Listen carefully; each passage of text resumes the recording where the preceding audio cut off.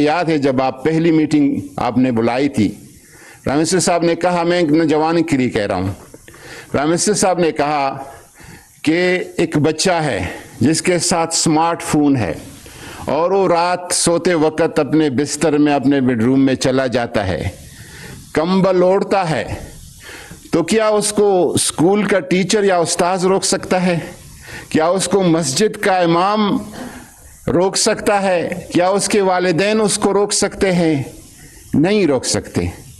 اس کے ذہن اور فکر اور دل کو آپ نے مسلمان بنانا ہوگا، اور جب تک آپ اس کی دل اور ذہن میں خوف خدا اور حب رسول صلی اللہ علیہ وسلم کا بنیاد نہیں رکھیں گے تب تک کام نہیں ہوگا۔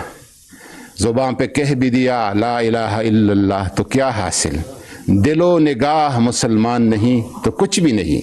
جب آپ کے دل اور نگاہ اس کے لیے یہ انشاءاللہ یہ اطاعتی ایک تربیتی نظام، اصلاحی نظام انشاءاللہ تعالی وضع کرنے والی ہے۔ اور ایک بات میں کہتا ہوں، میں پرائم منسٹر صاحب کے وزیر مذہبی امور کے طور پر جدھر جاتا ہوں تو مجھے کہتے ہیں کہ ریاست مدینہ کدھر ہے؟ ریاست مدینہ کا کیا ہوا؟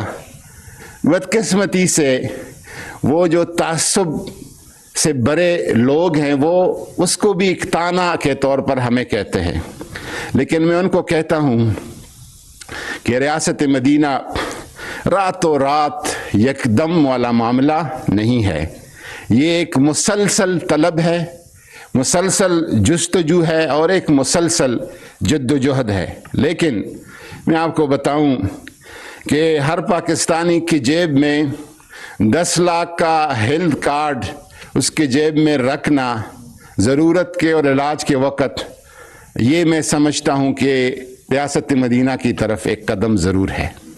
میں سمجھتا ہوں کہ بلا تمیز رنگ و نسل احساس پروگرام کے ذریعے 200-300 ارب روپے تقسیم کرنا، اس سے رنگ کا نہیں پوچھا جا رہا، قومیت کا نہیں پوچھا جا رہا، مذہب کا نہیں پوچھا جا رہا، سیاسی وابستگی کا نہیں پوچھا جا رہا۔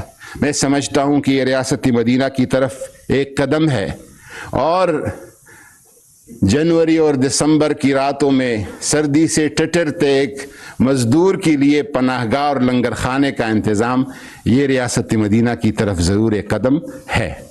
آگے کتنے قدم رکھنے ہیں، کب رکھنے، انشاءاللہ تعالی جب آپ کا ارادہ ہو اور کوشش ہو، اللہ تعالی اس میں ساتھ دیتا ہے۔ ہماری یہی کاوش ہے، یہی کوشش ہے، اور میں خاص کر جو علماء ہے، مشائخ ہے، وارثان منبر و محراب ہے، پرائم منسٹر صاحب کی ویژن کے مطابق میں بات کر رہا ہوں۔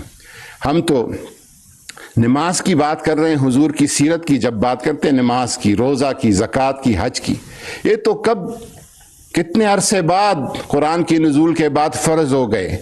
وہ چیز جو حضور کے ساتھ بچپن سے ساتھ رہی اور نبوت کے اعلان سے پہلے بھی لوگ مان رہے تھے، وہ صداقت اور امانت تھی۔ صادق و امین حضور کے دشمن بھی مان رہے تھے، نبی نہیں مان رہے تھے لیکن صادق و امین مان رہے تھے۔ کیا ہم نے اپنے خطبوں میں، اپنے تربیت میں کبھی صادق و امین کی اس طرح بات کی ہے جس طرح ہونی چاہیے؟ ہم کانے کے فضائل اور سنت تو بتاتے ہیں کہ ہاتھ دو، بسم اللہ پڑھو، اس طرح لقمے لے لو، اپنے سامنے سے کھاؤ، لیکن یہ بھی بتانا ضروری ہے کہ حلال کھانا یہ سب سے اولین بات ہے شریعت اور دین اور حضور کی تعلیمات کی۔ پرائم منسٹر صاحب، آپ نے صحیح طرف نشاندہی فرمائی ہے۔ ہم سارے لوگ، قبلہ ایاز صاحب ہوں گے، میں ہوں گا، ڈاکٹر انیس صاحب ہوں گے، آپ کی کیبنٹ کی کولیگ، انشاءاللہ تعالی اس میں آپ کا ساتھ دے کر، آپ کے ساتھ مل کر انشاءاللہ تعالی اس پہ، اس کام میں اپنا حصہ ڈال کے فخر محسوس کریں گے۔ مرزا اسد اللہ غالب نے کہا تھا کہ عرش سے نور چلا اور حرم تک پہنچا، سلسلہ میرے گناہوں کا کرم تک پہنچا۔ تیرے معراج، حضور کو کہتے ہیں، تیرے معراج کہ تو لوح و قلم تک پہنچا، میری معراج کہ میں تیرے قدم تک پہنچا، وما علینا الا البلاغ۔